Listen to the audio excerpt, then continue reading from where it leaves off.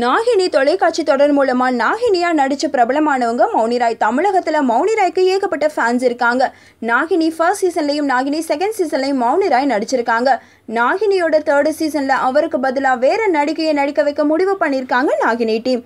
பல நடிகைகளை பாலிவுட் இண்டஸ்ட்ரிக்கு அறிமுகம் பண்ணி வச்ச பெருமை சல்மான் கானுக்கே உரியது. ஸ்னேகா உள்ளல், டெய்ஷிசா, ஜரீன் கான், அதயா ஷெட்டி, சோனாக்ஷி சின்ஹா ஆகியோரை சல்மான் கான் பாலிவுட்ல அறிமுகம் பண்ணி வச்சிருக்காரு. அதே மாதிரி சல்மான் கான் மௌனிராயவும் பாலிவுட்ல அறிமுகம் செஞ்சு வைக்க போறாராம். சோனாக்ஷி கிட்ட பார்த்த அதே திறமை மௌனி கிட்டையும் இருக்கிறதா சொல்லியிருக்காரு சல்மான் கான். தன்னோட தம்பி அர்பாஸ் கான் தயாரிச்ச தபாங் படம் மூலமா சோனாக்ஷி சின்ஹாவை அறிமுகம் செஞ்சு வச்ச சல்மான் தபாங் 2 படத்துலையும் சல்மானுக்கு ஜோடியா சோனாக்ஷி சின்ஹாவை நடிக்க வச்சிருந்தாரு. இப்போ சித்தார்த் மல்ஹோத்ரா நடிக்கிற படத்துல மௌனிராயை சல்மான் கான் அறிமுகம் செய்து வைக்க கூடுன்னு சொல்லப்படுது. மௌனிராய்க்கு கிடைச்சிருக்கிற இந்த அதிர்ஷ்டத்தை பார்த்து சில நடிகைகள் பொறாமையில கொஞ்சம் பொங்கியிருக்காங்களாம். இந்த நியூஸ் உங்களுக்கு பிடிச்சிருந்தா லைக் அண்ட் ஷேர் பண்ணுங்க. உங்க கருத்துக்களை கமெண்ட் பண்ணுங்க. மறக்காம NET TV4Uக்கு சப்ஸ்கிரைப் பண்ணிடுங்க.